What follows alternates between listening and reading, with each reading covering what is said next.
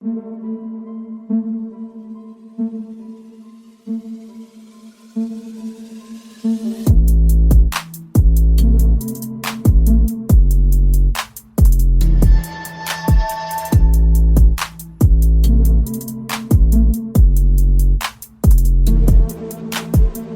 and welcome to the Bill Walton episode of the Hoop Theory Podcast, aka episode 74, which is in honor of him being the first overall pick in the 1974 NBA draft. My name is Logan Wertman, recording this one on the afternoon of Thursday, February 8th, aka the trade deadline, and as usual, I'm joined by my agreeable co-host, Jacob Roth. Jacob, how does it feel to be on the Bill Walton episode? Have we had agreeable as a word before? I don't think so, at least according to my notes we haven't, but do you feel like we have? Yeah. Because I thought it was Maybe ironic we might have and to kind go... of funny. It's what? I thought it was kind of funny. Oh. Like last time. I think that it is the second. Well, this is our second time reading this intro, so maybe...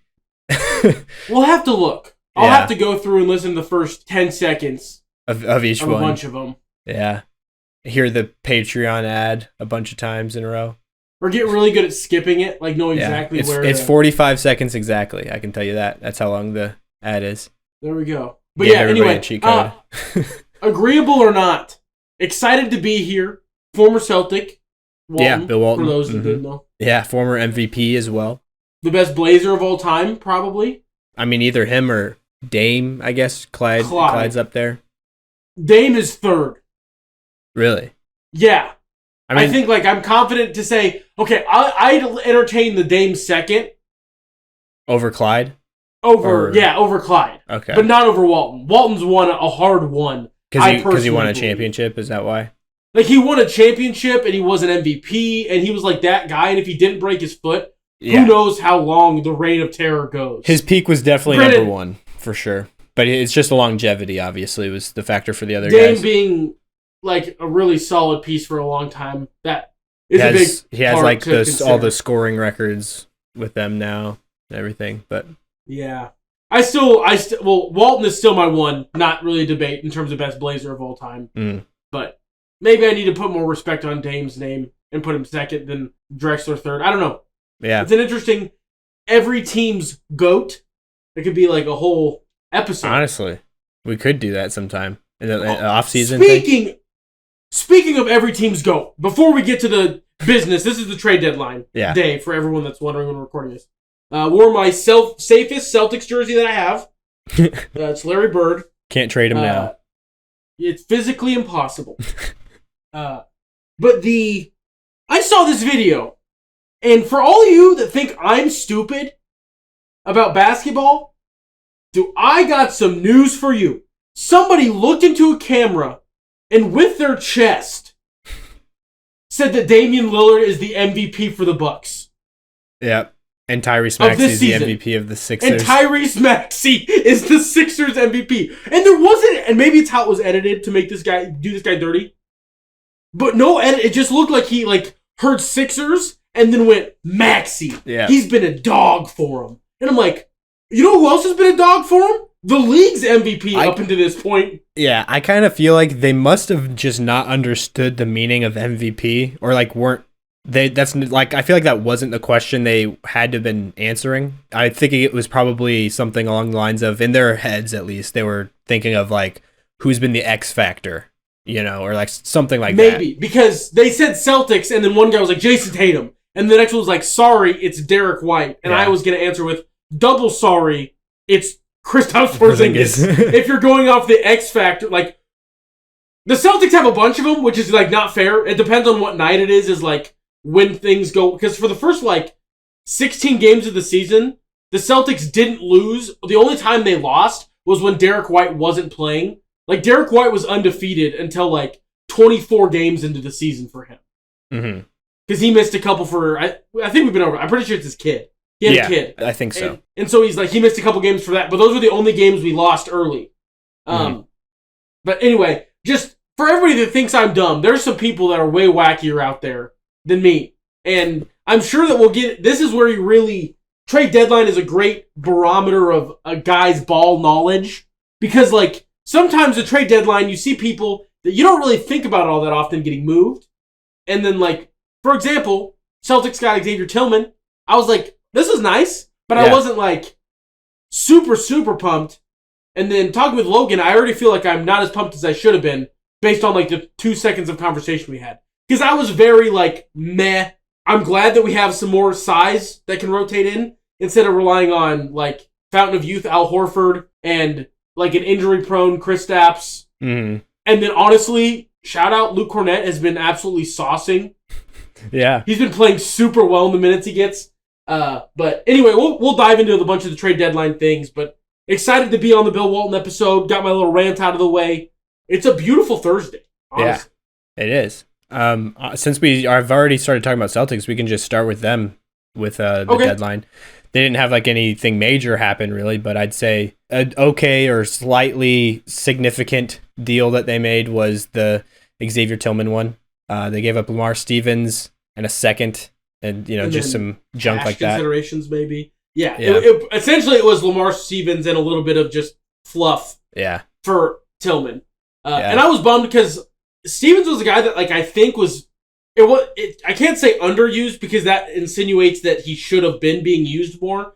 With how good he is, he was not being used enough as an NBA player in a vacuum. Yeah. Like in a perfect world, you're like, that's our like 10th guy or like guy that maybe isn't in your playoff rotation, but he's like for sure in your regular season rotation. Mm-hmm. And for the Celtics, he was essentially just a main Red Claw. He wasn't ever like able to get up into the real minutes rotation. Like he does, I'll say deserves because he's good enough too, and so maybe in Memphis he will be able to actually like play for minutes and not be honestly wasting some pretty valuable years of your career. Yeah, honestly, it's kind of weird to me though that they would trade Tillman like that for Lamar Stevens when I think it must be just for like some of the picks or something because they already have so many wings in Memphis, and also Xavier Tillman and Jaren Jackson Jr. are like best friends. Like, not even just, like, best friends on the team, but, like, real life, just best friends. They were in each other's weddings. I think they're, like, each other's best friends or something like that. And they were teammates at Michigan State. The thing that I don't love is literally everybody on the Celtics loved Lamar Stevens. Oh, really? Like, very rarely do you see an outpouring of, like, we're kind of bummed from everyone after the trade was announced. Especially when it's, like a kind of a level no-name of guy. Yeah. Yeah, like people know who he is, but it's not like. But like Joe Mazzulla was like everybody loved Lamar, and Jason Tatum was like, dang, like everybody was bummed. Like legitimately, I was like, yeah. I don't know what Brad's cooking, but hopefully it's just viscous good sauce. Mm-hmm. Positionally, it does. I can't complain with Brad Stevens' team building thus far. I feel like nobody really can throw any stones at what he's done. He's been a pretty good GM in his first 3 years on the job. Yeah, for sure. But man, I just feel like Jordan Walsh is the only like lovable guy that's left. If we lose Jordan Walsh, I feel like Derek White is lovable. That's true. But he's not like a role like a. I mean, he is a role player, but not like a. Bench guy. He's more than just a vibes guy. He is actually like a vital part of a lot of things. Yeah, impact player. More than just vibes. Mm-hmm. Celtics did get a replacement though, and they got Jaden Springer from the Sixers. Yeah, for Delano Banton. Right? Delano Banton is who they ended up cutting. It wasn't a direct trade. Banton got. I thought he got sent to the Blazers, right? The Blazers, but Springer was at the Sixers. Did I say Blazers? No. Yeah, no. So no. Springer came from the Sixers, but they sent Banton to the Blazers, right? Or did you just say that these are two separate interactions? Yeah. But one had to lead to the other. Exactly. Yeah. Yeah. So now, So they lost Banton, former Nebraska ball legend. That one kind of bummed me out a little bit. Also has played great defense in the minutes he's had. When those few games that Derek White has missed, we saw a lot more Delano Banton, and he played very well. Mm-hmm. But he is now a Blazer. And, now the Celtics are just trading with their off-season trading partners over and over again. Constant cycle. I thought that earlier, too, yeah. But so you got Jaden Springer, though, for what you got from the Banton deal, right? Yes, that second rounder. Essentially. And he's more of a guard. Banton's like a wing that has guard skills. And Springer's a guard. Yeah. Also, Banton can't really shoot. I don't know if Springer shoots that well. I honestly don't know that much about his game. He's shot 24% so far in his career, but on very, very small sample. We'll have to see on that one. Obviously, like, if being a bad shooter is never like a good thing, but someone at the point guard spot that isn't like, I'm gonna get my shot up, doesn't bug me. Yeah. We have enough people that I am confident in, like, yeah, you get your shot up, guy. Mm-hmm. Yeah, and Banton was great defensively, but Springer's also supposed to be like a really good, more of a point guard backcourt defender. So yeah, no, the mixtapes of his defense have already been flooded onto my Twitter feed. Yeah.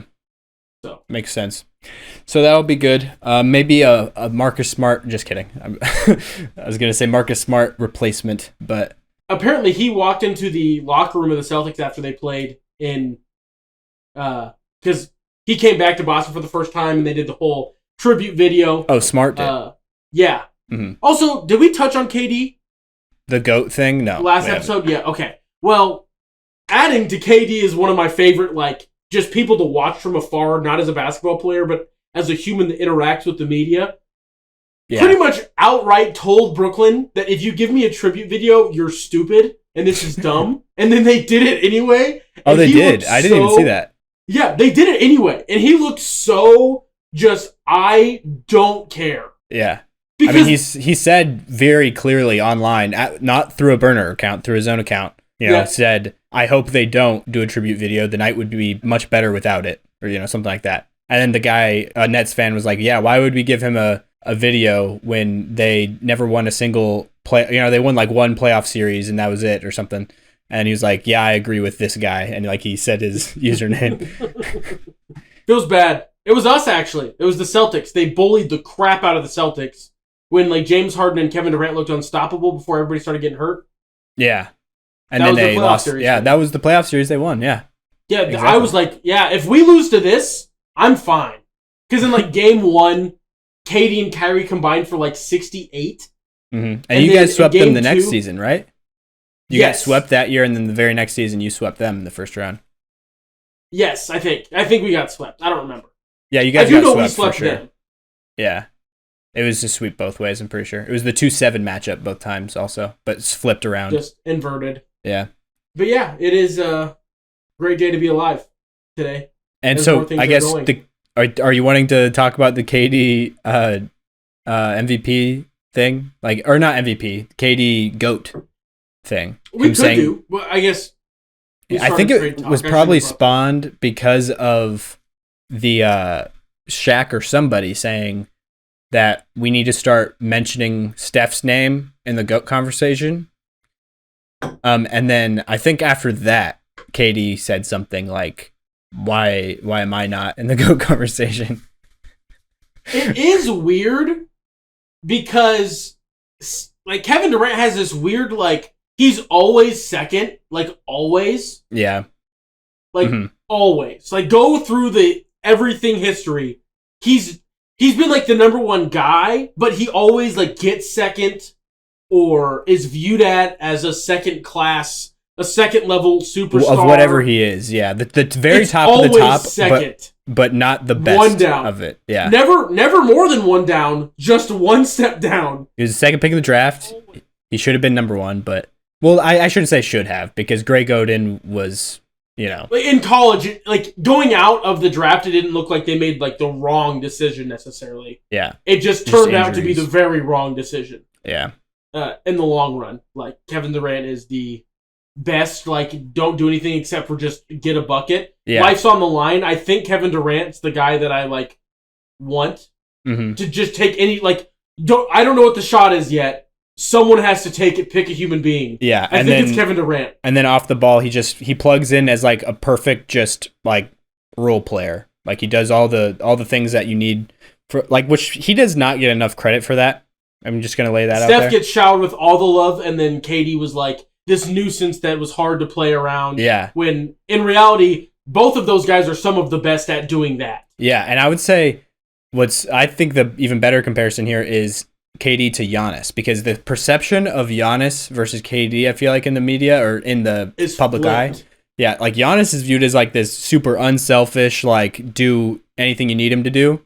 But that's honestly one of his biggest flaws, I feel like. That's why him and Dame hasn't worked out perfectly so far. And like the Bucks are at their best when Giannis is playing the role. He's screening and rolling hard to the rim and playing off ball behind the defense in the dunker spot, things like that. Like, but that's like a role player-esque sort of job in his mind. And so he's like, I'll be the highest paid roller. He said something like that in an interview once to be sarcastic of how he didn't like that play style, basically. But if he would just accept that as a role, at least at times, like that would help them out so much. But like, so Giannis is viewed as like this, selfless dude in a lot of ways, which I'm not saying he's not, but in terms of his play, there's definitely some improvement he could have in that department. And KD is just like, he does not need the ball. KD, like, that is a thing that people, I feel like, is just a bad misconception of people because he can score as good as literally anyone ever in the mid range, like in ISO sets. But he's like, if he's off the ball, he's completely content, which is just very rare. Like, you've broken my brain with this. Like, Giannis gets the reputation that KD should have with everything. Because KD's defense also gets, like, aggressively disrespected. Yeah. I mean, it's not Giannis like Giannis is great. Level, but yeah, Giannis is great defensively too, he's better. I would say Giannis is definitely better defensively than KD. But KD is like, I mean, at his peak, KD was literally like an all defensive level wing. Yeah. He provides a lot of rim protection at the wing spot, Yeah. He's able to play. He's played 5 a lot for the Suns. He's played 5 a lot for the Nets. And in the Warriors system, you could call Draymond the 5 in the death lineup, but it was really him or KD were like the bigs. Yeah. Man, my brain is broken. You've shattered my reality. Because it's so true. Yeah. It's so good. I was thinking recently about bringing up this thing with Giannis about how I feel like the narrative of him being viewed as this selfless guy is a little bit off in comparison to these other guys, because I feel like we put him in the same class as like Steph and Jokic in that department. You know what I mean? I know what you mean. And I feel like he shouldn't be. But I just made that connection now of like that KD's like, he's the opposite direction where he's not viewed that way, but he should be. Off the court, he's like he can be a diva and stuff like that. I feel like that's kind of what fuels people's perception of him to be like an on the court diva as well. But on the court, he's never been a diva, to be honest. Like he let Russell Westbrook completely dominate the ball in OKC. Like he was fine plugging into the Warrior system, which was like nobody gets high usage. It's like everybody has equal usage, So yeah, man. But anyways, that was many things that are an impromptu little segment. I guess getting into the trade deadline news outside of the Celtics, because we already touched on the Celtics, but I'd say the biggest move that I've seen so far, which I feel like I haven't seen all of them yet because I've just kind of been scrolling through Woj's. I haven't even looked at Shams's yet. But I'd say one of the bigger ones is definitely Gordon Hayward to OKC, which is just really interesting. And they didn't, like, you would think if they were to get Hayward, they would give up like something, but they really didn't. They gave up Trey Mann might be something eventually, but he wasn't really in the rotation consistently in OKC. Another guy that's like way better than what he played, just because like so many young guys in OKC. Yeah. Bertans was there as just kind of like a like this was his ultimate destiny for being on the Thunder roster, was eventually being moved for an upgrade somewhere because of the money he makes. And it happened. But he came in and shot some threes every once in a while against the Nuggets. I feel like in one of those games he had like 6 threes. But yeah, and now he got moved for Gordon Hayward, which I feel like it will just be more of a better fit. A piece that will definitely fill out the rotation. Somebody who's just a smart basketball player can plug and play into a role and really just, I guess, bring this veteran presence to this very young Thunder squad. He's not big by any means. I feel like that's kind of the thing that the Thunder were expected to try to go get, which I don't know if they've made any other deals. But Hayward can probably plug in at the 4 for sure for you, and then Chet at the 5. Honestly, I don't know. Maybe they bring Hayward in off the bench or Josh Giddey. One of those two. It'll be interesting to see. No, that'll be a piece that gives them just another, like, that's a good fit. I think that'll work really, really well. And I think they didn't lose an insane amount for it. Like, the only thing I don't love is, like, Bertans isn't, like, known for he's a big that plays defense. But, like, they are small. Their whole team all of them are like 6'5", everyone on the team. And then you have 7'1" Abraham Lincoln, Chet down in the paint. Yeah. And it just is like, it's a confusing, I don't know. They'll be fine. I'm sure they will be. But I just feel like having a little bit more, even if it's just tall, would be nice. Even if they were bad at defense. Yeah. I don't know. I mean, Josh Giddey is 6'8", but he's more of a guard. He's really thin. And then Jalen Williams, Arkansas Jalen Williams. I think he's probably listed at like 6'9", to be honest, but I think he's more like 6'7" in reality. But he's a bigger body. Yeah. And then the Santa Clara, Jalen Williams, is listed at probably like 6'5", 6'6", but he has like, I think he might have the most extreme, like he's Mikal Bridges level, extreme wingspan to height ratio. Like he has like a 7'3" wingspan. I'm not exaggerating. I'm pretty sure that's like exactly what it is, 7'3" or 7'2", something like that. And so he plays 4 a lot for them, Jalen Williams does. And then Dort is there, I guess. But yeah, getting another guy that can play 5 would have been very, very nice. Which, again, I might be completely missing a move of them actually grabbing somebody who's a 5, but... I've not seen anything I haven't either. Thunder. And I don't think it'll matter for that move. We'll just get to it. I've got the list of teams that won't be able to sign a lot of guys that are looking like they're going to end up being buyouts. Okay. Because that will matter as we kind of move our way through. Yeah, the buyout market. The buyout market, which next few weeks. It looks like the Nuggets actually might be able to. Meaning we're not in the second apron? Yeah, it's Warriors, Clippers, Suns, Bucks, Celtics. I thought we were for some reason. I also did, but the list I'm looking at, and I don't want to go find the numbers and do that whole thing. Yeah. And even though I mean, to do my due diligence, I probably should, but no. Yeah. Maybe if we were to add another deal, though, like sign a buyout guy, that would put us in the second apron. In the second apron. Yeah, could be something like that. And I don't know how the timeline works. I feel like you can sign out buyout guys until you are in it, like officially, like them signing the contract would put you into the second apron, so you still could sign them. Oh, yeah. You'd think. I don't know, honestly. Could go because it essentially, yeah. But that will be a healthy market, as there seems to be a lot of people that are potentially under that kind of bubble. But OKC, that is an exciting one. I think that'll be good for both parties. And the Hornets have finally committed to tanking. I think officially. Yeah, get another young guy in there. Bad. Mm-hmm.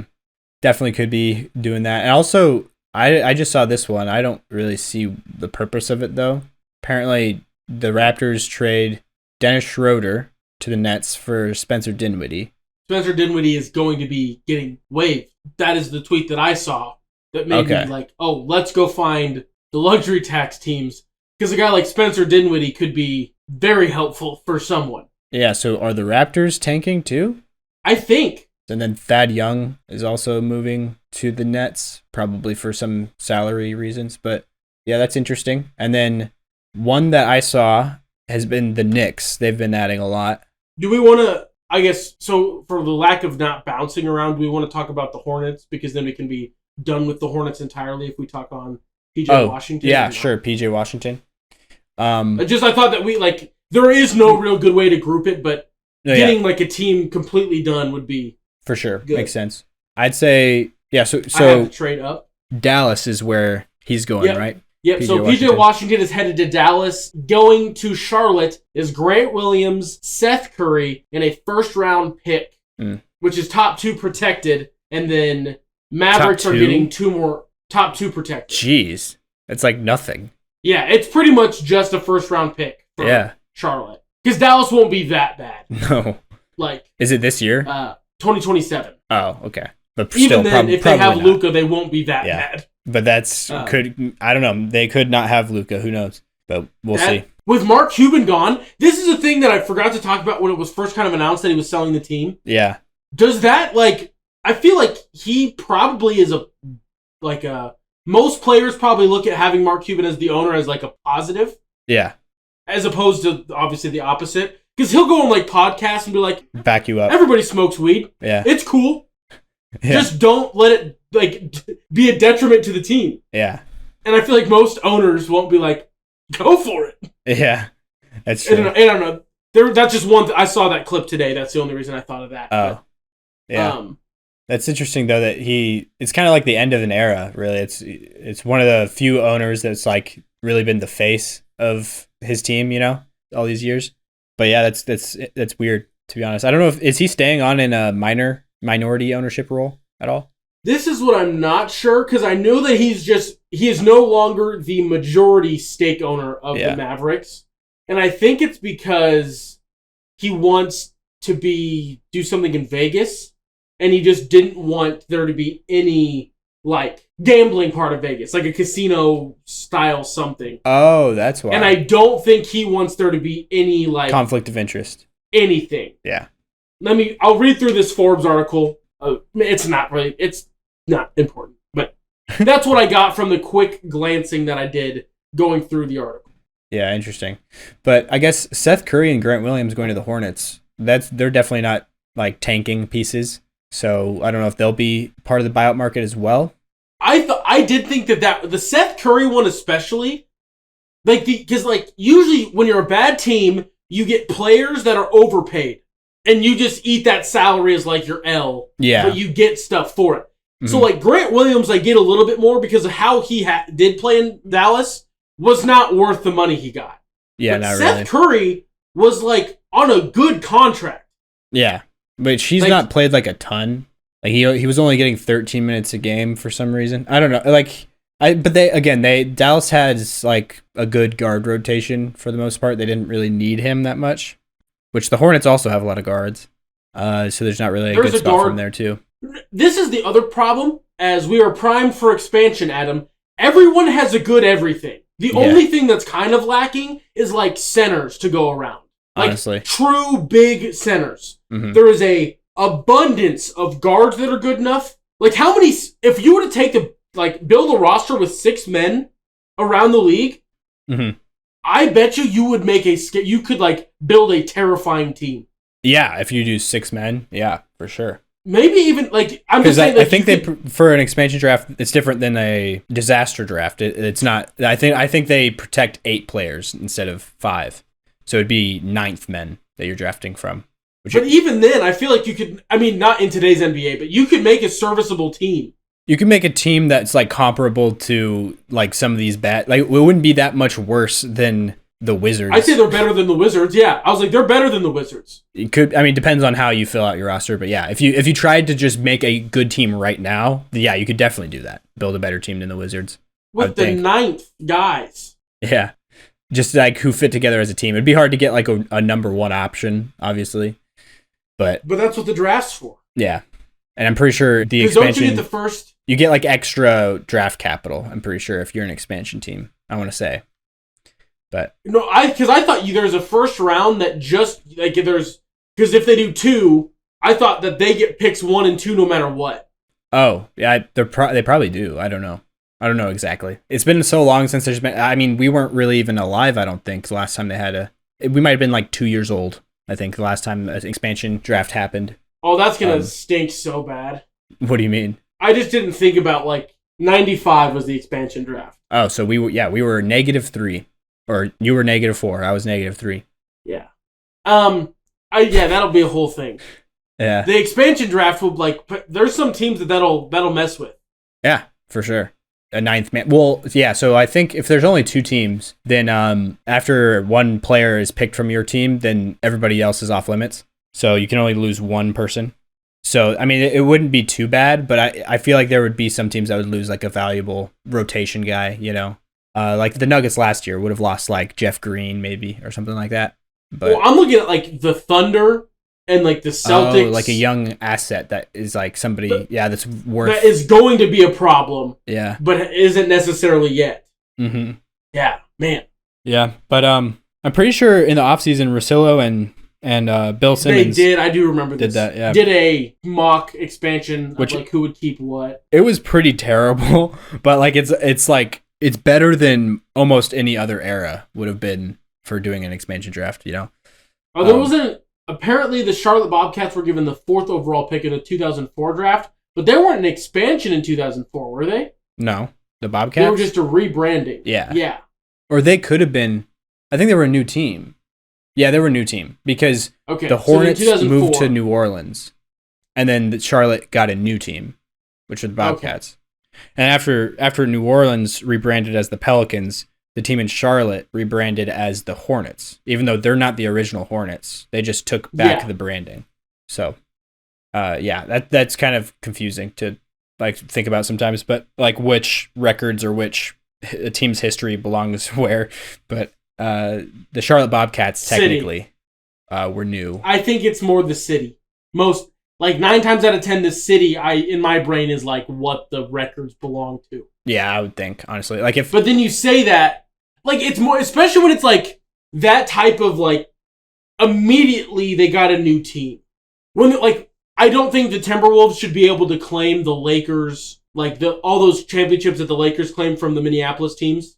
Yeah, I don't. Yeah, probably because it's been several decades later. That's what I mean. That's when it's like weird. Uh-huh. But when it's like like the Baltimore Ravens and the Cleveland Browns.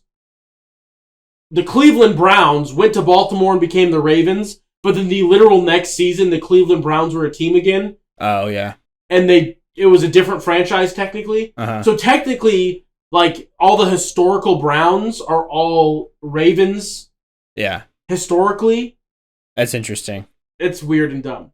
Yeah. Like, if the Sonics were to be added back in this draft. Thunder? Or this expansion. I think. What? Would the Thunder get... No. Because this team will just be the Supersonics. There'll just be a gap in Supersonics history. Really? I feel like they should get the history of the Supersonics, honestly. That's what I'm saying. There'll just be a big gap in the history. Oh, okay, yeah. And it's not even really that... It would be like 20 years. Which I guess is kind of big, but... I was like, that's kind of big. Yeah. It's kind of a big... Like, that's almost a quarter. Yeah, no, it's more than a quarter. It's almost a third of the history of the league. Yeah. Well, at that point, it would be like year 78 or 9. So it'll be just about a quarter. Yeah. That's kind of a lot. Yeah. To not be there for. Anyway. For sure. Getting back to the trade deadline, kind of bouncing around. PJ Washington is going to Dallas for Grant Williams, Seth Curry, and a first, and there's a couple other things moving. Seems like a weird move by Charlotte, like you said. Like, those are not super tank-friendly pieces. Mm-hmm. But one thing that I do think is good is Dallas, I think, got an upgrade for sure with PJ Washington. I think that they overpaid, but in terms of like what they need, they got an improvement. I just think they gave up a lot in a vacuum. Yeah, it seemed a little weird to... I mean, I don't know. Grant Williams wasn't playing great for them. It's definitely an upgrade, and I don't know how much they really value that first-round pick, to be honest. But the top 2 protection thing on it is also just a little like, why did you need to make it that good? Yeah, for Charlotte, you know, make it just top like 5. Yeah, or lottery, honestly, because like you're giving them a pick, you know, and then you're giving them players that are like not that much lower in value. Like they're going to be able to flip Grant Williams and Seth Curry this offseason. If they're, I guess I don't know what their contracts look like. I know Seth Curry has a option coming up. I think it's a player. I thought he was a 3 because I thought he signed the same contract that Gabe Vincent signed. No, he did the what's it called? Vet minimum. Vet minimum. Yeah. So okay. It's a 2-year, like a 1-and-1. So he has one guaranteed year. The second one is this is non-guaranteed. I thought back when you signed it, it was a player. Pretty sure it said it was a player option. I don't know if that is still the case, and it's just displaying it oddly for some reason. But are vet minimums usually player options? I thought they were. Not normally, but his is not like a normal contract. Like it was. Okay. It was 2 years, and the second one was like there was an option on it. I'm pretty sure it was player. Okay. I'm almost. Grant Williams, I know, was he's 3-year. tradable, flippable. Yeah. Dallas also didn't seem to like Grant Williams that much. Like Dallas, in terms of the fans, in terms of players, the team, they seem to just be more annoyed by him than normal. Than normal. I feel like he's He's most people's like top pick. Him and like Dylan Brooks maybe in very different ways though. Like if you had a draft of like basketball watchers, like who's the most annoying players, Grant Williams would go top 5 every time, for sure. But he's like a co-president of the Players Association. Yeah, it's so wild. Is he co-president? Yeah, I thought he was like vice president, but I mean, still. I think him and McCollum are like co-presidents or something like that. That's wild. And do you have to be voted into that position, I'm guessing? Yes. Yeah, you'd have to be. But, yeah, that's interesting. Well, I guess Grant Williams' contract is longer than I thought. It's 4 years. I thought it was 3 for some reason. 4 years, $53 million. So, I mean, that's not really that bad. As long as he plays like somewhat like how he did on Boston, which I just feel like championship run Boston, not his last year in Boston. Yeah, but I mean, he still shot well, didn't he? No, he didn't. Not in the most meaningless way, maybe. Just under 40%, 39.5. He's better than how he shot in Dallas, which was 37.6, which still isn't bad. But this is from 3, obviously. Yeah, I assumed. But in Dallas, though, you're right. It's C.J. McCollum's the president, and then Grant Williams is the first vice president. Because everyone that is a player as a member of the Players, they're all vice president. Oh, interesting. I think we've talked about this before. I don't think so. It's C.J. McCollum is president, and then Grant Williams is the first vice president. Okay. And then Harrison Barnes is the secretary-treasurer, and then everyone else, the other 6 members of the player thing, are all called vice president. And that's Bismack Biyombo, Malcolm Brogdon, Jaylen Brown, Jaren Jackson Jr., Donovan Mitchell, and Garrett Temple. Garrett Temple? Is he even on a roster? Don't you have to be on a roster to be in the... Some of these blew my mind that, like, Bismack Biyombo apparently beloved in order to be a vice president. Oh, yeah. I feel like everybody loves Biyombo. Yeah. He's just like a... Is he on a roster? Yeah, he's on the Grizzlies. They picked him up as soon as not as soon as, but shortly after Steven Adams was out for the season. They had to get a big. They went and got Bismack. He started for a while. Because he was in Phoenix, right? Yeah, last year. We even talked about it on this podcast when they picked him up, because I was like, if a team is signing Bismack Biyombo midway through the year, that's a sign that things aren't going well. I think it was after they started like 0-6, they signed him. Something like that.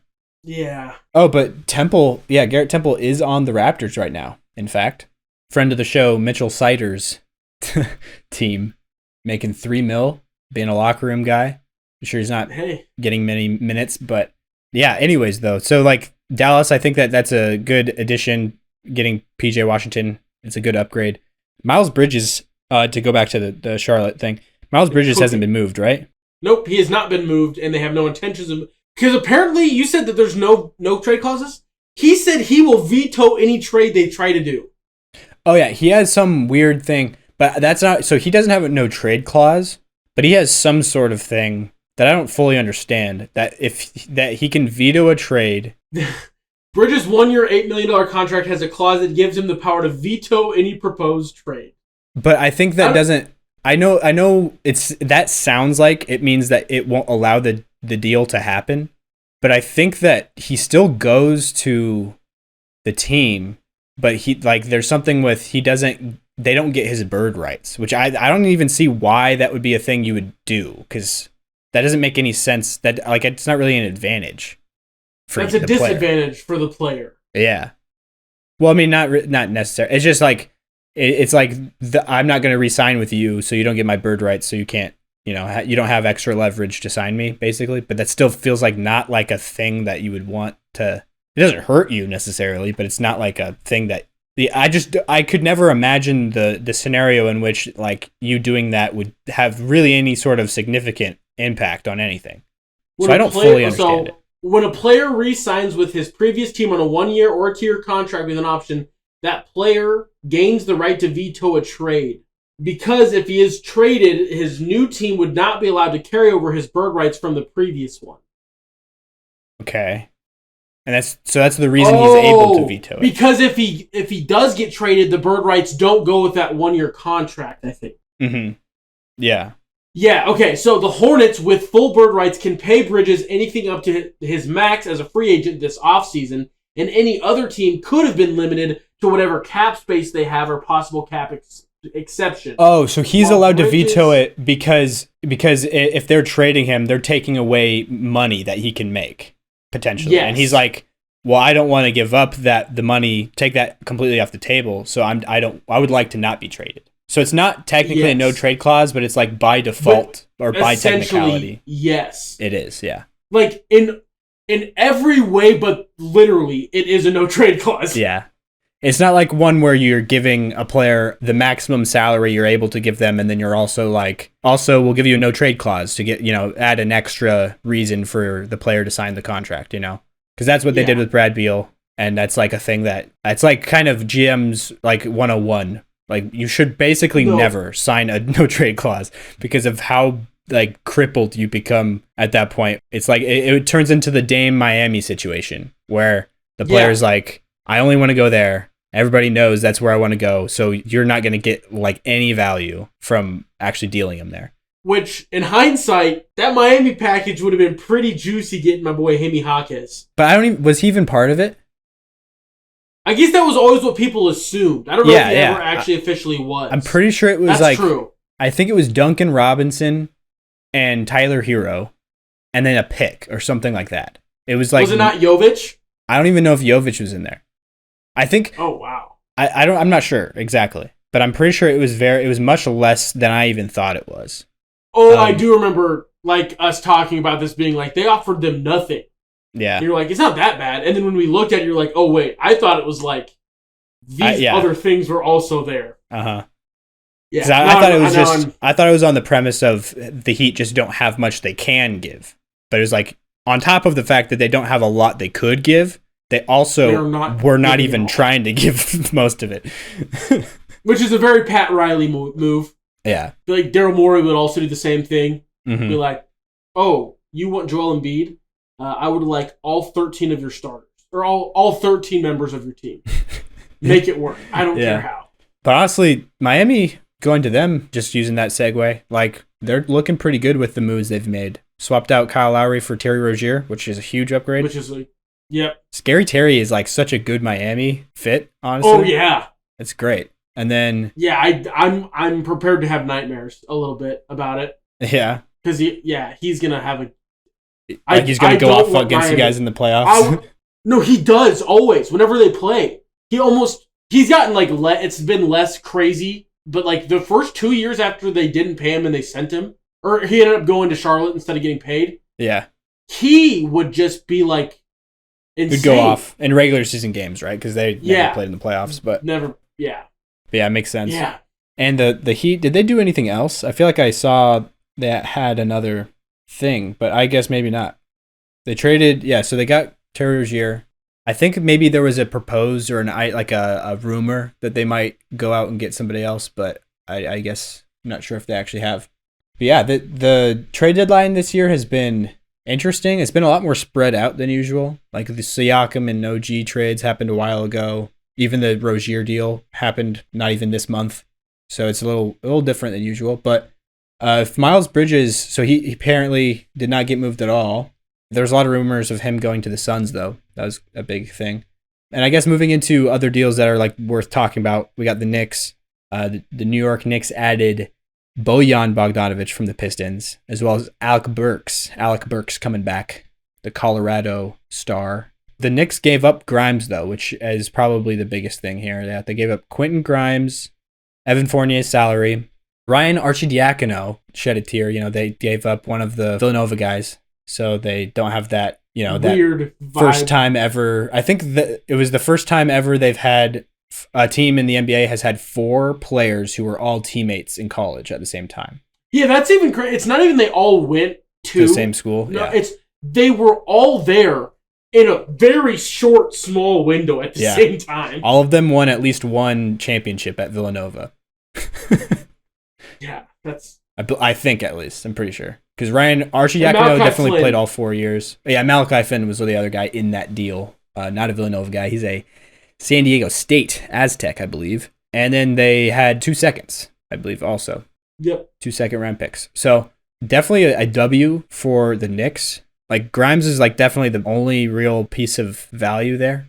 Pistons have been doing a lot of moving. Yeah, definitely a fire sale going on in Detroit after their horrific start to the season. And they got a lot back. Like, looking at some of their other trades that they got done, I think it might have been before, but Fontecchio got moved. Yeah. And then, or they got Fontecchio, so they were like, let's find our window and push from there, as opposed to having this kind of all over the place roster. They lost Kevin Knox, and then Gabriel Procida, and then a 2024 second round pick. Those are going to Utah. And then they also shipped out Monte Morris and got Shake Milton and Troy Brown Jr. and another second round pick. And then Detroit, I feel like, made one more move, but I might be making that up in my brain. It looks like I was, in fact, making that one up. Yeah, I don't understand the Fontecchio one at all. Why give up? From which side? For the Pistons. That's the one that's like they're not acquiring more, like another pick or something. Like, they gave up a pick to get a guy who's like 28. Is Fontecchio that old? Yeah. Like, he's in his definitely in his prime right now. Like, he was in his prime in the Euro League and then decided to come over. Very similar to like the Sasha Vezenkov thing. Well, hopefully they knew that and didn't think they were getting a guy that is 20 years old. It'd be like the second year. The old the Brooks mix up when somebody was trying to get, I think it was the Jazz maybe. Somebody was trying to trade with the Grizzlies. They wanted Dylan Brooks. But the Grizzlies thought they were asking for Marshawn Brooks. I thought it was the other way around. I thought the Grizzlies...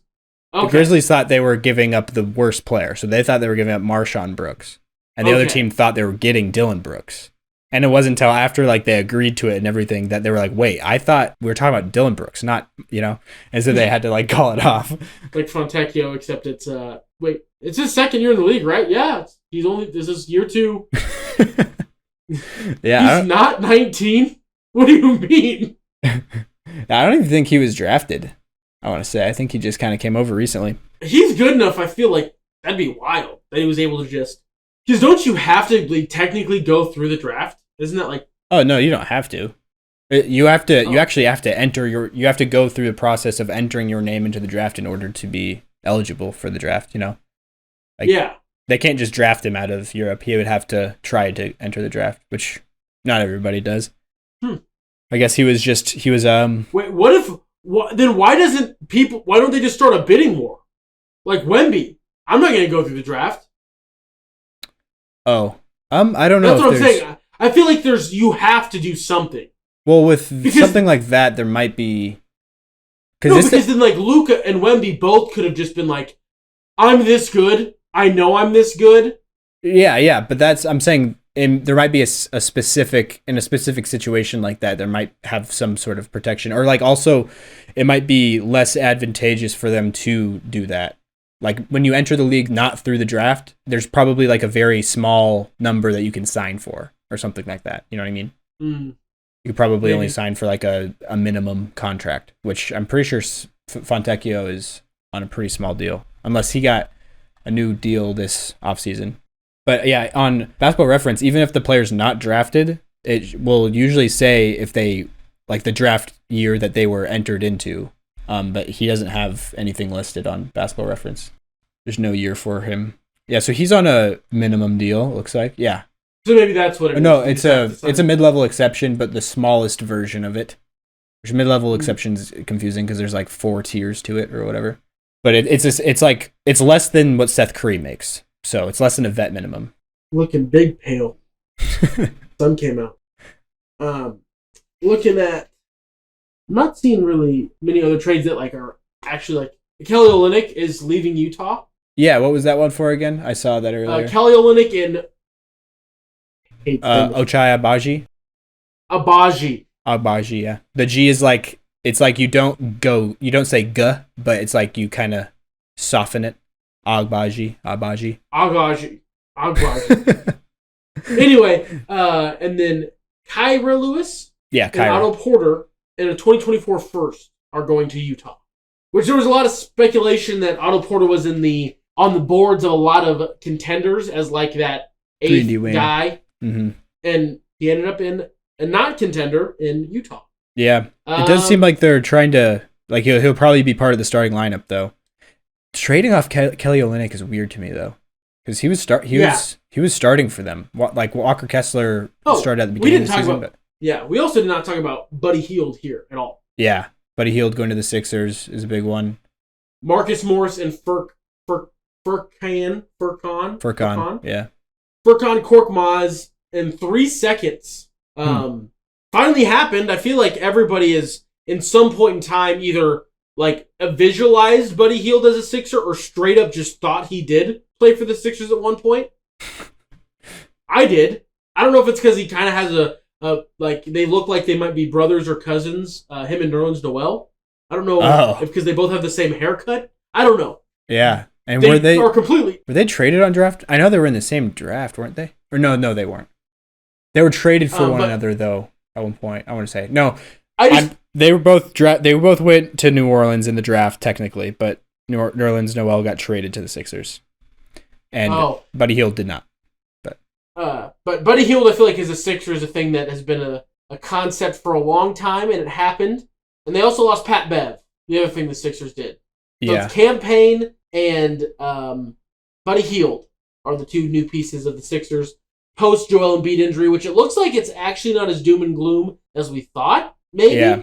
Mm-hmm. It seems like they're leaning towards the month and a half to 2 month range for Embiid to come back, and having a shooter at the insanely elite level of Buddy Hield does not hurt anybody's chances at all. Yeah. Ever.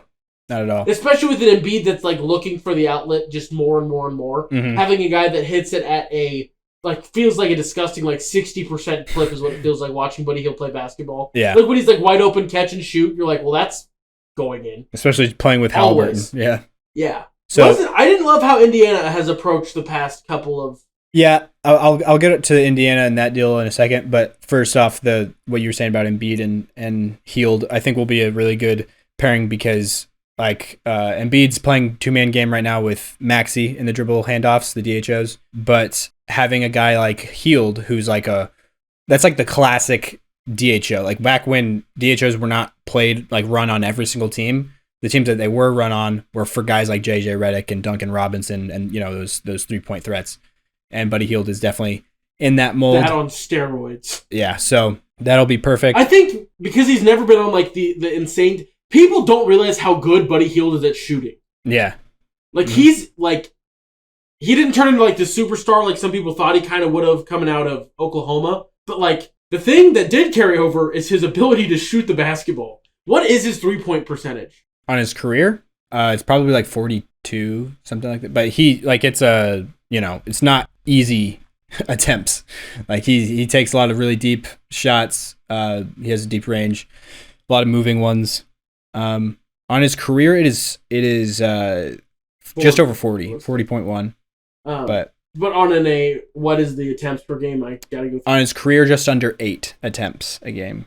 Oh my goodness! And he's not a guy that plays a ton of minutes. He plays a decent amount, but he's never been I shouldn't say never. In Sacramento for a few years, he was a playing all game long, basically, sort of starter. But ever since then, he's been, which is the reason Indiana traded him, which is why the point I was going to get to, which is that he wanted to get moved this offseason.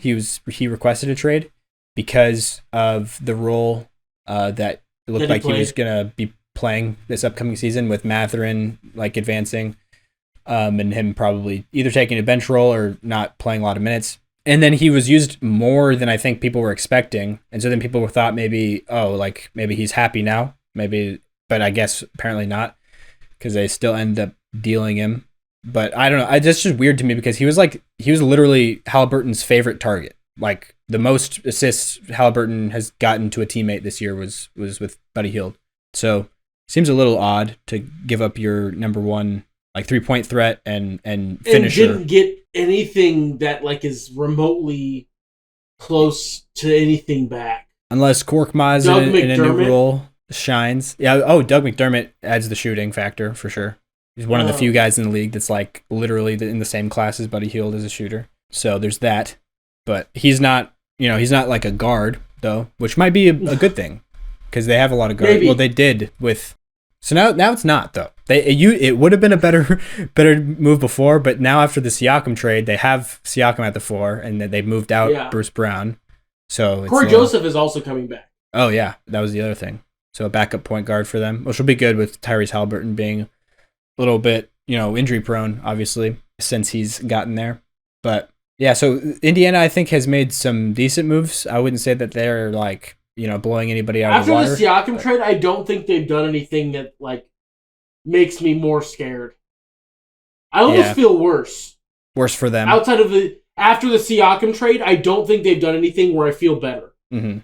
Yeah, I just don't really get moving Hield thing, to be honest.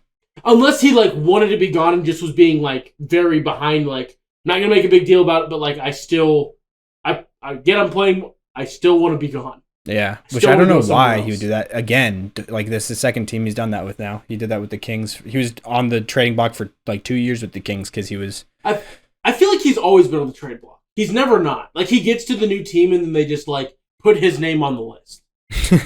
Yeah, because he was in the original the Boogie Cousins deal when DeMarcus got traded over to New Orleans. That's how Buddy got to Sacramento. But he spent a lot of time in Sacramento for sure. He's also got a lot of buzz about being a Laker. And I think that's a thing also worth bringing up. Not a single human being has left Los Angeles. Yeah, which is very surprising. I thought there would be at least... People thought they'd be the big buyers, the big flippers, the big shuffle. They don't have much they can do, to be fair, but I thought at least there would be something done, especially with how dramatic and passive-aggressive LeBron has been.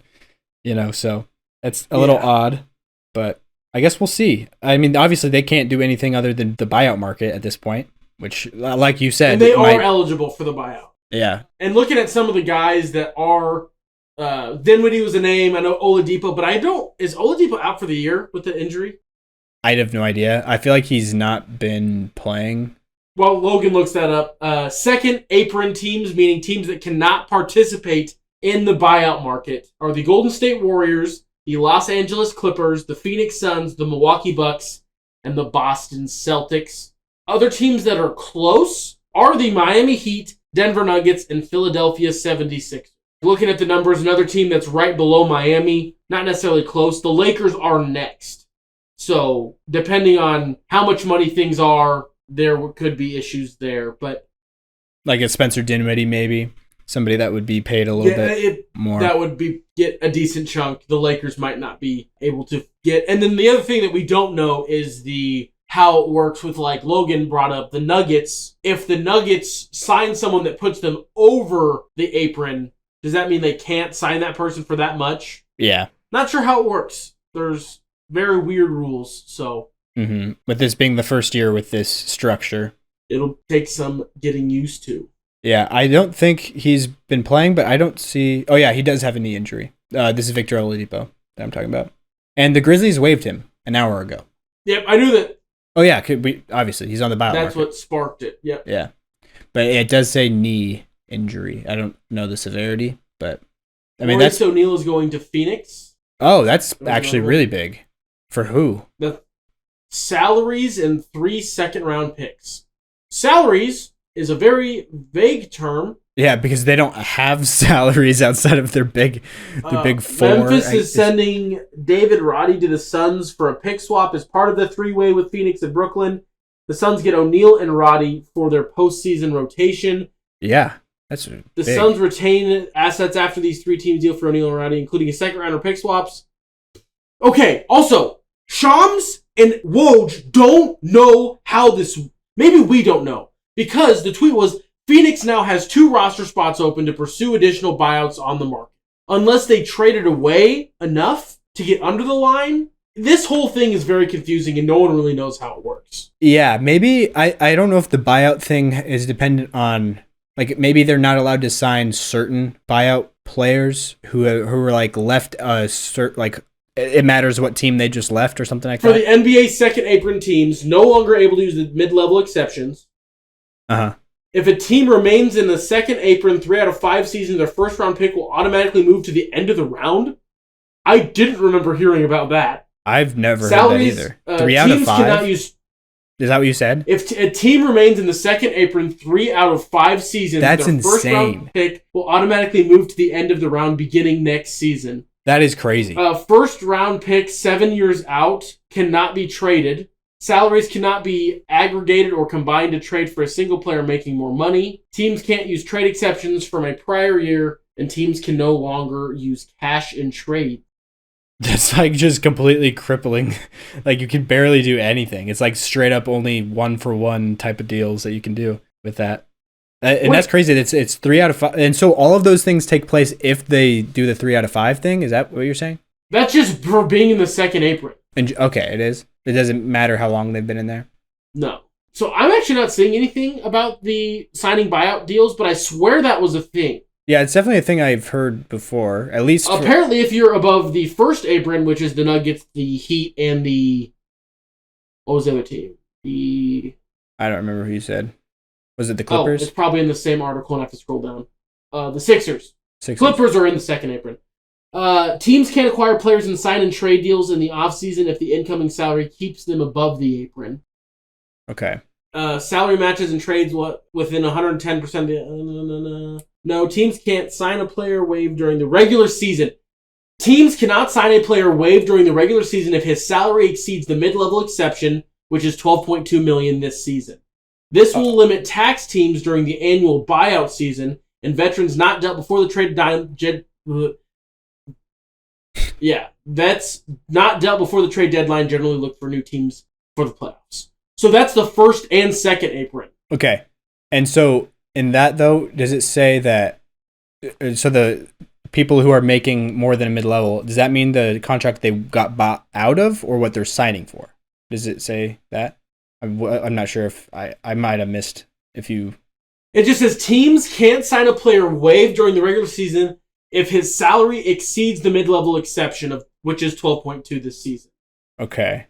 So that's a bit like a major detail in that is whether or not that's left out. Yeah, the contract that he was just on, or if they're what they're signing him for. Because I doubt it's what they're signing him for. Buyouts hardly ever get signed for that much. That's kind of nuts. If they So it's probably the contract they were on, which makes a lot more sense.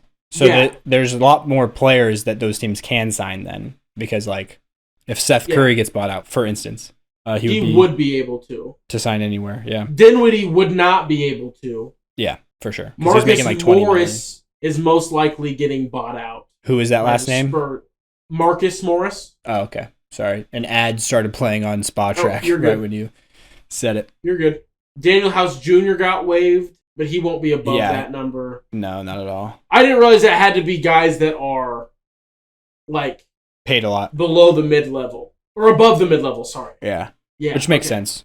So, but there's definitely some more names though that the Lakers would be able to go get then. The Lakers aren't in that bubble at all. Oh yeah, it's the Celtics. Oh yeah, so they could sign Spencer Dinwiddie. They could, yes. Which would be. But we were saying we don't know if his money puts them into that, if like that impacts it or how that all works. Yeah, exactly. Mm-hmm. But if it's a buyout contract, I'm guessing they probably won't sign him for that much. That might also be a thing that there's a rule on how much buyouts can even sign for. Because I feel like every year, whenever there's a buyout signing, it's like always a minimum, like a 1 year, just like for the rest of the season. Yeah.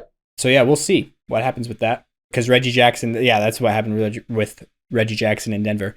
Speaking of the Nuggets, my favorite team for anybody this is your first episode, they haven't done anything as far as I'm aware. Nuggets have just stood. I've seen no Nuggets. Yeah, they've been in a standstill mode, which I'm completely fine with, to be honest. One big thing that a lot of people have been talking about ever since last trade deadline, honestly, was Alex Caruso, which I would have liked. I would have minded that at all, especially this season would have been basically that he would have filled the Bruce Brown void. Alex Caruso would do a great job at that, but I guess we did not end up making a move there. We didn't have a lot we could move, but neither did a lot of these teams that are making moves right now, I feel like. Like, there's a lot of teams just giving up second rounders and not really much else and getting, like, decent returns. So, do you know if Alex Caruso, anything has happened with him? Because that's really surprising me. Teams told, when they called about him, that he was untouchable. Chicago is going to live in mediocrity for the rest of time. They don't deserve good. Honestly, I wish that Michael Jordan played for any other franchise with how much of a poverty franchise, subtracting the Michael Jordan years, the Chicago Bulls are. What, like just because they're mishandling of things, or why? Yeah. And the booze to Jerry Krause's widow. Did you see any of that? A little bit. Yeah, it was on. He was being entered into the Ring of Honor or whatever it's called. Is that what they're called? Yeah, Ring of Honor. Probably. In Chicago, and it was pre-game or halftime, I think, maybe something like that. And they had Jerry Krause's wife down there representing him because obviously he passed away years ago. And as soon as they announced it, like his name, and put his picture up on the screen, like the whole crowd starts booing. And then it shows her, and she's like crying, just like sitting there in the middle of the court. Steve Kerr like went off in the interview because it was a Warriors game. Oh, and he was there. So and he was like, I'm disgusted and disappointed in the city of Chicago, and or I don't know if he said something like that, but he was disgusted in it. But he said that obviously when there's boos, it's not everybody, but the people who were booing, they know who they are, or something like that. Anyways, yeah. So you were saying the Bulls, you were putting them in your corner of shame, basically. I don't want to put that in your. Oh, you are. Okay. No, yeah, I will. Like Alex Caruso would be so good for everyone that's not the Bulls. I mean, he's really good for them too, but it's just they're not gonna win anything. I just want him to be in a position to win something. Yeah. All of LA's forgotten about him. They're all about their new white boy, Austin Reeves. Don't forget about the man that made it happen. The man that started it all. And I'll say, as something as bold, is the Lakers would not have won that finals without Alex Caruso. Alex Caruso was a big deal. And they didn't pay him, so he went and got money, and all of a sudden he's the bad guy, and now the team he went to that looked promising, holding the man hostage. Yeah, honestly. You could get more than what Alex Caruso is worth because of what he could do for a good team. Yeah, for sure. If you were to cash him in, and because I mean, by definition, as a GM, cash the man in. Do it. Yeah, Arvidas Karnisovas, I believe, is the GM of the Bulls, former Nuggets assistant GM. But yeah, so that I don't know. We'll see what happens there. I don't know if that will ever come to an end because the Bulls are just like, they should have committed to the tank a little while ago now, probably. But it's especially after Levine is out for the rest of the season. It's like, what are you guys doing? I don't know what they're planning on doing, but it'll be interesting to see where they go for sure. I'm not joining you in like shaming them as much because it's like, I don't like, they're just kind of doing it to themselves. They're just a poverty franchise. Outside of Michael Jordan, look at the Bulls. Yeah, they've had very little. Derrick Rose. And that was like very short little stint. They went to the Eastern Conference Finals once. And I mean, Joakim Noah was a dog. Yeah, Defensive Player of the Year, I believe, once. Third in MVP voting. Yeah, Shout out. Same year. Yeah. Deservedly so. That's the best part. Is he was actually that good. Yeah, I mean, and then, I don't know about third. Yeah, he was up there for sure. But that says a lot more. I think I've said this on this podcast before, but that says more about the talent in the league at that time, in like 2013 or whatever that was, than it does about him as a player. But it couldn't be 2013 because that was the year Marc Gasol won Defensive Player of the Year. So it might have been like 14 or something like that. But yeah, I guess trade deadline talk, I just feel like there's not a ton to really touch on in terms of things that have changed that will affect the title odds or something like that. Like if Siakam would have moved today, this would have been wildly different. Oh, yeah. Because that would have been like, oh, the Pacers. Oh, boy. Cook it. I'd say the deal that probably affects the title odds the most would be Gordon Hayward to OKC, just because OKC's a really good team. Even just as like a veteran, like has been places and like a presence is never a bad thing. Yeah, for sure. Averaging a very quiet 15-5-5 this year. Also, Gordon Hayward. Pat Bev, I guess, going to Milwaukee is. Oh, is that where he went? I've been trying to think this whole time of like where did he actually go? He went to Milwaukee. Okay. And then because all-time tweet from Robin Lopez was like, "It was an honor to be your teammate for a whole 11 minutes." Because then Robin Lopez got moved. Oh, where did he go? Um. He's been starting when Brooke was out. It's the Kings. But he's expected to be waived and become a free agent. Okay. Oh, sorry.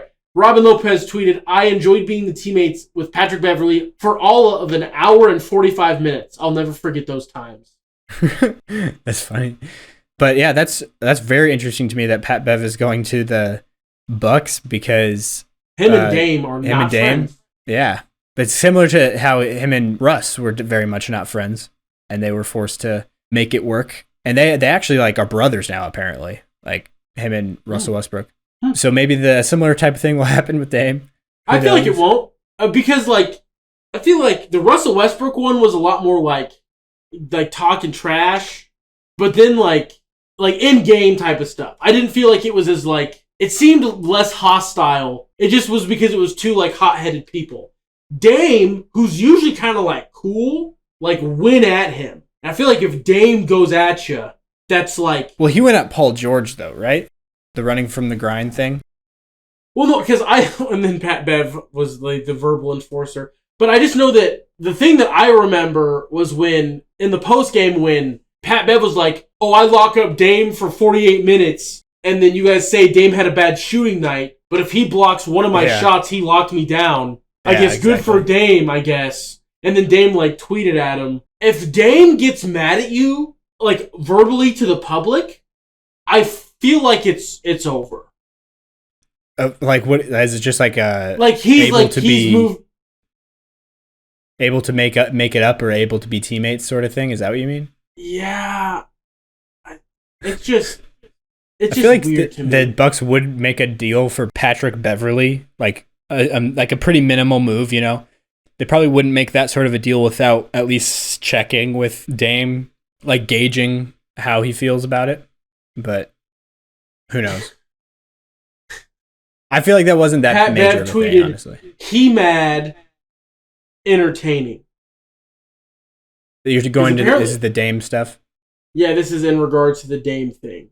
Back in the bubble, I believe that was. I was in an airport when I saw that happen, when Dame missed both free throws in the clutch. So live on his podcast, he goes, I got to get my relationship right with Dame. That's funny. Yeah, he had to do the same thing with Russ, and that happened. So I feel like he was on a podcast and live. He got a phone call. Oh, so that's how it was broke. Like he found out on the podcast. That's kind of crazy.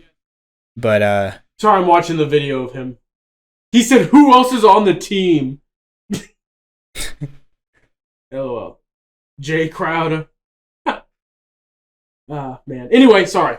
So after this trade deadline, I'll pose this question to you, Jacob Roth, on the Hoop Theory podcast, episode 72 or 74. Excuse me, 74. The I already forgot who it was. Bill Walton episode. After we have seen most of the deals, probably not all, because we're both just trying to like scroll through Twitter to find them all. After all these deals have happened at the deadline, who do you think are the title contenders? Who's like in your inner circle of title contenders? Like, give me like 2-3 teams. Completely unchanged. It is still your Boston Celtics, the Nuggets, and then the Clippers. I'm like unchanged across the board. So the Clippers are your third team? Yeah. I thought I was going to come in here hot with that. That like my inner circle is 3 teams exactly, and it's those 3 teams. Because I've so like if it's like a mountain, those 3 teams are like standing like looking at each other, king of the hill. Like those 3 are up there, and then like about to get there is the Bucks, Sixers. If Joel can look like himself when he comes back, especially with the moves they've made, if he can come back and look 90% of what he was, I feel like they're going to be a team that could be scary in a 7-game series. And then the Thunder. I really genuinely think that the Thunder are what about the Wolves? You think the Wolves are close? Yeah. They got Monte Morris. They got another point guard. So then that's true. That's a thing that I need to remember, that now that if Mike Conley's hurt, they didn't have a point guard. Now they do. Yeah, and also they were really struggling in the non-Conley minutes, honestly. Yeah. So far this season. Just because not having a point guard is not an ideal way to play basketball. So. And they got like literally the best just backup point guard. Like that, like if that's like what their title was, you know, that it's be either him or one of the Joneses, Trey Jones or Tyus Jones, you know, it's like those 3 guys. And Monte Morris is a much better shooter than those 2 guys. I cannot tell you how many times I've seen at the end of quarters, Monte Morris just like not even pass the ball at all, but just like make a shot to end a quarter. Like he's like the best at just like get one more shot in and make it. For some reason, he makes those all the time. So I feel like that would be a nice addition to the Timberwolves roster for sure, and make them a little bit more scary. I still don't love their chances with Cat. Like just the there's, which we haven't really talked about these performances yet. The 62 performance, the 62-point games, and then we also haven't talked about the 2 back-to-back 40s from Miles Bridges. I didn't even know about those, to be honest. Yeah, he had 40 points and then 42 the next night. Okay, but then obviously that week where those guys scored 62 and lost, Booker and Cat, Embiid had 70 against the Spurs, and Luka Doncic had 73 against the Hawks. Well, we're not breaking any news here for sure, but just talking about those because they're interesting. The Karl Anthony Towns one, like apparently they found out mid-game that Embiid had 70 earlier, and so they were just trying the hardest they could to try to get Cat to score more than 70, and that's what lost them the game. That's crazy. That can't have. I don't think that's ever happened in the history of the NBA where somebody has literally like, I would say even like over 40 points. But he had 62 points, and Chris Finch benched him in crunch time because he was hurting the team by trying to just keep taking shots and try to score more. So shout out to Chris Finch for at the end just absolutely tearing into the entire team. Of like, that's not good basketball. I don't care what the stat. That is not good basketball. Yeah, that's what it turned into. It was the rest of the team's fault too. Like Ant was very like, he only had like 9 points that game because he early on Cat was making everything, and so he was like, I'm just gonna keep feeding Cat, try to get a record. But it's like I don't even remember who they were playing off the top of my head. Was it the Wizards? Did they lose at the Wizards, or it might have been the Hornets? I think it was the Hornets actually. Yeah, that's rough losing a game like that to the Hornets. Because you just want to keep getting Cat buckets. I've said it before, but like Cat is he's one of those guys that it's like he's so talented. It's like being a good basketball player does not make you, or being like talented, I guess, does not mean you are like a valuable basketball player. You know what I mean? I'm shocked he didn't get moved a little bit. Really? With how well his value is as high as it's going to get. And they know that he's not going to be their answer to win the whole deal. You don't want Carl on your team. I mean, you don't want him to be sitting on the bench. You don't want him in the arena. You would like him to be as far away from the target center as humanly possible when playoff basketball shows up. I think he's a good like stretch 5. Just like being a for decoy. The most money you're paying anybody. Exactly. Yeah. Like, obviously, that's not ideal. Just ask for the entire bench lineup of the Sixers, and like you guys can have Cat. Yeah, I'm just saying for that money, you could get so much more. But would you improve though? Is the thing. I'm not sure. Like I feel like you're kind of going.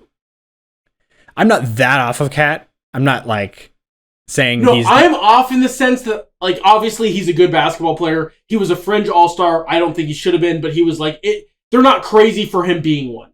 I just think that this is the highest high it's going to get. I don't think Cat can win anything in the playoffs. But the thing is, he's not your number one guy. Ant is. But then why does he act like he is? When does Cat act like he's the number one guy? Other than that 62-point game. Like I feel like he's I don't want to say like a beta, but he's definitely like he's pretty open. I feel like ever since Ant like kind of came onto the scene, he's been very like willing to be the second fiddle. Let Ant cook. Which is a good thing, but I think the reason it happens though is from a place that's like, I'd rather have Naz Reid. I'm just kidding. On the contract, maybe, but Naz Reid also just got paid a lot too.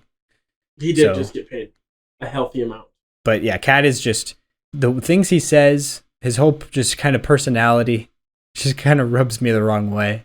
I'm sure I'm definitely not alone in saying that, obviously. But I don't know. It's hard to root for the guy. You know, sometimes I don't like it when people are like always pick on certain people, you know? Mm-hmm. And I feel like a natural sense of like, oh, you know, he's not that bad, or like I'll try to defend him a little bit. But with him, he just makes it hard.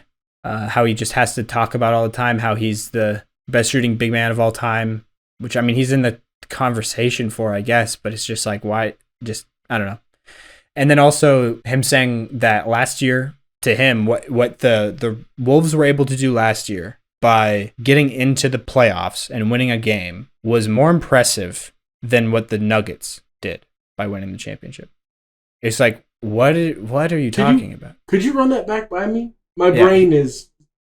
So Karl Anthony Towns said on Podcast P, I believe, on Paul George's podcast, that last season he was more impressed. He thought objectively what the Wolves did was more impressive. People should have talked about it more. What they were able to pull off by even through all the drama and stuff, get into the postseason, win the play-in, get a playoff spot, win a game against the Nuggets. That was more impressive than what the Denver Nuggets did. Like, than their whole season as a whole. It's like, you mean the team that went 16-4 in the playoffs and like dominated everybody? And also somebody that was not really the favorite going into the playoffs. You know, people were not really overwhelmingly picking them at all, honestly. Jeez Louise. I'm like, that's crazy. Yeah. That's Karl Anthony Towns in a nutshell. But yeah, that 62-point game is just like an insane feat of like delusion. Somebody so talented being so like not productive in terms of winning a game. He has the worst feel like of what something I feel like is very, very important in a player that I look for is like a feel for the game, you know, a feel for what to do in certain moments, the aggression that you need to play with at certain moments, you know, when to be careful on things, like just an awareness of things. He has the complete opposite of that. Like, it feels like he's actively trying to lose games sometimes, or actively I've never seen a guy so like unbelievably aggressive or so like nonchalant about his physicality when he's sitting on 5 fouls than Karl Anthony Towns. He'll have 5 fouls and just like clobber a person. It's like, what are you doing? I that's what I mean. Yeah. We flipped roles. I went from saying Karl Anthony Towns is like the shiniest bum in all of the land, and then you're like, no, I'm not that bad. And then you're like listing all of the things that make me think he would not be good in a playoff. Like, well, yeah, no, he is not. I agree. I'm agreeing with you, but it's just like, what if they're moving him? Like, they have to be able to move him for a guy that can come into the starting lineup and fill his spot somewhat, you know, and that's just not really there. And like you said, the market for him, you're saying it's higher than it ever will be. I don't know about that because I don't feel like it's very high. Okay. Since we can't time travel to the past and get rid of him like 4 years ago. Yeah. I just feel, I don't know. It could go up a little bit from here. Who knows? But like at this point, it's like, is he worth more to your team right now? Since like getting rid of him will get you basically nothing that is going to fill the hole that he leaves in the rotation. Yeah. Because like he's like what value he provides is like the value in theory that he is. You get what I mean? Like, he's so bad at executing on that, but like when he's in the game, he provides spacing. He he's a skillful, like he can move the ball and, you know, things like that, but like decision making in important moments and like just all of that, like just winning plays, he has like just an act for doing the opposite. It's like he knows what to do and then just does the opposite. The opposite of, yeah. It's very weird. But yeah. Whoa. You look like you're about to say something? I know, I just saw something heck out of pocket, but I'll tell you after we stop recording. Okay. Sounds good.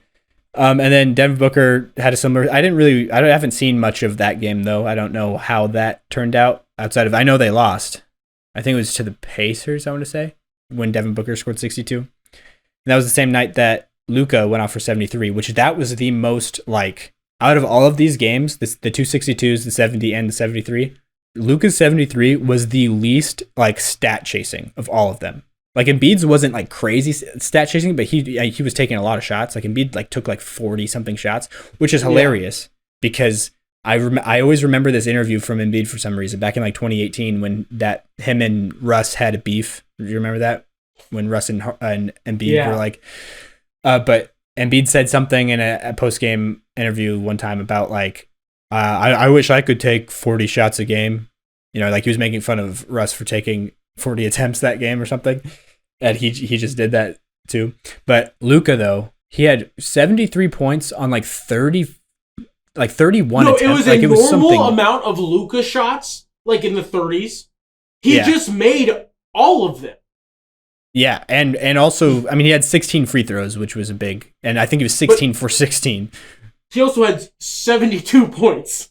16 free throws, 73 points. 16 free throws isn't really that much. If you have like 30, you're like, okay, that's whatever. That's all free throws. No, he had 73 points. Yeah. So he still had 57 if you get rid of all of the free throws. 30-something shots? Sure, I'll take that. Yeah. He's very, very efficient. Why is this so slow every time I'm recording? I thought they didn't have games on deadline day. Apparently, he's just a very stupid boy. Oh, yeah, they always do. For some reason, I thought they didn't. I'm sure they always have, and I'm just a dumb boy. But yeah. Have you seen on that Basketball Reference? I just opened this and noticed this. This is definitely new. I've never seen this. In their per game, like, statistical table, it added an awards column to the right of the points. So it shows you in each season what awards they won. So on Luka's, he has Rookie of the Year, his first year, obviously, and then it tells you what place in MVP voting they were, what All-NBA team they made, if they made the All-Star game. On what? All that kind of stuff. On Basketball Reference. On their main page? Yeah. Oh, yeah. I do see that now. That is new. I think that's new even just today. I was just looking at Basketball Reference earlier on people's stuff, and I did not see that. So... I also love that Joel Embiid won Rookie of the Year in his third season in the NBA. That's a thing we could touch on because I feel like we haven't gone back to that since the last time we talked about it. Where I feel like, to me, it's just like the more I've thought about it, I just feel like that's the only way they should do it. Like if they were to do it any other way, I would disagree with it. You know what I mean? Like if they were to make them ineligible for Rookie of the Year. Yeah. Because, if you've never stepped onto an NBA court at all, how are you not an NBA rookie? Like, how is that not your rookie season or your debut into the NBA? You know what I mean? Yeah. I just think, like, the Ben Simmons, Donovan Mitchell one was close, correct? Like, yeah. They're both truly in this draft class. It was close. Right? Well, sorry, say that again. Like, they were both... let's say that there was no weird thing that he was gone last year. Oh, they're both in the... Oh, let's just say hypothetically they were in the same draft class, and it was like, with how the season played out, it was close. Yeah, I would say so. Because Ben Simmons was the second best player on his team versus Mitchell, who was the best. But I just think that voters should be adults and like understand the value that sitting and learning and like practicing and doing things. It does. Yeah. But I guess is that like I guess in your mind it should come into effect. It's just an outside variable. I feel like I would agree with you though. Like if it was a tie, like that, I would use that as a tiebreaker for sure. Because like if it's head and shoulders not close, that's different. Yeah. Like maybe we're gonna do it this year with Chet and Wemby. I think I've switched over to Wemby, honestly. I'm on Wemby too, I think. Oh, just because like Chet is more valuable to the like Thunder in terms of like the Thunder are I'm trying to think of the right way that I'd say it. Okay. Chet is like has crazy numbers, but because everything is so funneled into him, Yeah. Like, I feel like Chet would look, Wemby would look more just like a disgusting terror, menace to society if he was on that Thunder team. Things around him are in control and they're like handled. They're like, it's a stable environment that he's in. You know and then they're using him to the bet. Like, it's not, it feels like it's the opposite. They feel like they're in opposite situations. They are. The Thunder are doing everything in their power to make sure that Chet is in the correct situation, is succeeding, and he's repaying them by doing what they need him to do very well. Filling up that role, yeah. Mm-hmm. Filling in the role. Wemby is in a situation where you could say, we need you to do absolutely anything. Pick a thing. You can pick it, Wemby. Yeah. You want to be our point guard? You could probably do it. Yeah, instead, they're like, else. Nope, we're going to waste your entire rookie year on just kind of feeling out the rest of the roster that's already kind of established NBA guys. Yeah, like somewhat, yeah. Let's just keep on doing this experiment with Sohan. Let's see what he can do. And let's just not do anything that makes sense basketball-wise. Yeah. This year has legitimately changed how I feel about Greg Popovich. I'm like, Greg. Because you think that that's not ethical or something? Is that why? It's not ethical. It just like is so wrong. Like, I get if you're trying to be bad, you're doing a bang-up job.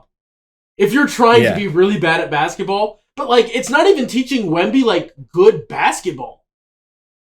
Not that he needs to learn it. He's like a professional. And I get what you're saying. I do see the point. I don't know if I fully agree that it's like a crime against humanity, but So no, I think I lean Wemby because Chet's team will be way better, and Chet will have their numbers might look similar, but that's because they're just doing different things. I don't know. And Wemby it definitely has the better numbers, but like Chet is more like he's in a winning situation, which a lot of times people add that to their case as a good thing, as a positive, and he is more efficient, obviously, because he's. I think I'll lean Wemby, but I won't like. If it's close, I won't be mad either way, but it should be Wemby, I believe. Wemby's also only playing 28 and a half minutes a game. Because Greg is a psycho. Well, I didn't know what the number was. But I mean, it's true. I mean, don't like try to run him into the ground. Obviously, I don't. He's 7'4". I would be pretty careful with. I mean, he's a very valuable. Like it's a fragile frame. So yeah, you said that we would both lean Wemby for Rookie of the Year. I'm feeling that way as well. Well, no, because it's tough with the Wemby and Chet thing, because like Chet's my boy, and in terms of who is like impacting not their team more, but like it's hard because Wemby literally is his entire team, but like Chet he hasn't won more games. Chet being gone would hurt the Thunder's like legitimate real title chances way more because they have real chances. That's the way to put. Okay, so the Thunder have a 1 in 50 chance to win the title. Let's just say that as a random number. The Spurs have a 0% chance to win the title. Mm-hmm. So Chet being gone hurts the low chances of the Thunder, as opposed to Wemby being gone does not affect impossibility because it's already an impossibility. Yeah. Like Chet's like lowest numbers, and he's just on a better team, and he provides something that could equal a run at a title. And Wemby could drop 70 points a game, and I think they would still only win 30 games. Like, that's how bad it feels that everyone around him is. Like, from here on out, you mean? Or, like if you were to restart the season? Restart the season, Wemby averages 69 points a game. I still think that the Spurs only win, like, 30 because of how bad they are. Mm-hmm. But if Chet were to score 69 points a game, the Thunder they would beat every combination of GOAT team you want to build. If Chet's getting 69 points a game, throw him against prime anybody, and they're just winning. I don't know. That's a weird hypothetical. I mean, you're basically just describing that Chet is on a better team, though, really, at the end of the day. Yes. Right? Yeah, so. That's it. He's more important to a better team. He's not more important. That's what I'm struggling with. Yeah, he's not more important. He's important to a better team. He's just important to a better team as opposed to more important on a afterthought of existence. Yeah. No one would watch the Spurs play basketball outside of diehard Spurs people if Wemby wasn't there. I agree. And people would still watch the Thunder if Chet wasn't playing. Oh, yeah. It would still be a fun team. They would need a big, obviously, to play some minutes. But, yeah. So, I guess still no news on whether or not they did that, whether or not the Thunder acquired that for them. I have not seen anything. I feel like we would have seen it. Yeah, it would have came out. Mm-hmm. Yeah, so I guess where to wrap things up from here, without Embiid, obviously the MVP discussion, I feel like is going to be much less of a discussion, but I've seen people still who are really off of, I don't know. I feel like I've seen a lot more Jokic hate this year than ever before, but that's probably just because he won the title. And well, I think it's also because it feels like he's having a worse year than last year because of how insane last year was. Yeah. For him. Maybe. Even if he's like really not, like he is a little bit. Yeah, it's not quite as efficient, but I mean. No, I'm not saying it's still not insane and he's still the MVP because he is. Yeah. But like every single time the Nuggets would have anything anywhere, it'd be like, look at how insanely efficient Jokic is this year. And that just isn't as prevalent this year. And it is probably because he won a title. And it is probably because of what Joel Embiid was doing when he was able to play. So yeah, I think it was probably because it was mostly like Jokic. He started off the season a lot more slow and a lot more like he had a lot of games where he wasn't super efficient and shot a lot. And Embiid was like dominating early on. And then Jokic had this, because I mean, like we shouldn't leave out that for a solid, like, I don't know, a couple weeks stretch there, not too long ago, like in this calendar year of 2024, Jokic was the front runner for MVP. Like he took the reins on it a little bit, like this season, like while Embiid was still playing. But I mean, it was mostly because Embiid was missing a lot more games than Jokic. Games here and there, nursing what appears to be the knee that was a problem. Yeah, and Jokic. It was like early mid-January, right? If I'm remembering right. And the end of December. I know that. And it's when Jokic had he was like 4 games in a row. What? It was like 3 or 4 triple doubles in a row, but it was like all like 20, 50. It was he went through a stretch where he broke a record. It was like 4 or 5 games in a row. He shot. It was like 83% from the field in a 5-game stretch. On like it was like it had to be at least like 10 attempts per game. Attempts a game. Something like that, yeah. And the previous record was Wilt Chamberlain. So another not since Wilt moment. Also, another thing which I think is just kind of crazy. He's the first player ever, not even just like centers, just first player ever to have 7 seasons in a row of at least 10 triple doubles. Just like a double-digit triple-double season. He's the only person to ever get 7 in a row of those, which I was surprised by. That doesn't super shock me because like how triple doubles were like not like a super normal thing until like 2010. Well, they were before. I would say they were before like the 80s, and then. They were more common, and then they because I mean that's when Oscar Robertson and like a lot of those older records of triple doubles were because the game was more similar to the modern NBA back then than it was in the 80s, 90s, mostly 90s and 2000s. Like that era of basketball is the outlier of like the slog defense, like scoring like 85 points in a game, like as a team. A game. Yeah. And like not a lot of possessions. Like the possession, I'm not sure if we've even broken the record yet of the most possessions in a season, like possessions per game on average, because back in the 60s was the peak. So no, because that crazy where Wilt had like 60, 20 and some like 60 and 20 is what he averaged or something like that. 50, yeah, 50 and 25, I think. If you like slow the pace down. It's like a 33-point season. Also, he averaged 48.5 minutes a game that season. Because he played every single minute. Overtimes. Yep. So, which I don't even know if he might have even averaged more than that, because I think people were saying that this was the first time ever that somebody was like nobody's ever on a full season averaged more points than minutes, and Embiid was this year. So let me look at that really quick. And it might have not been 50. He might have been just shy of 50, and I rounded up.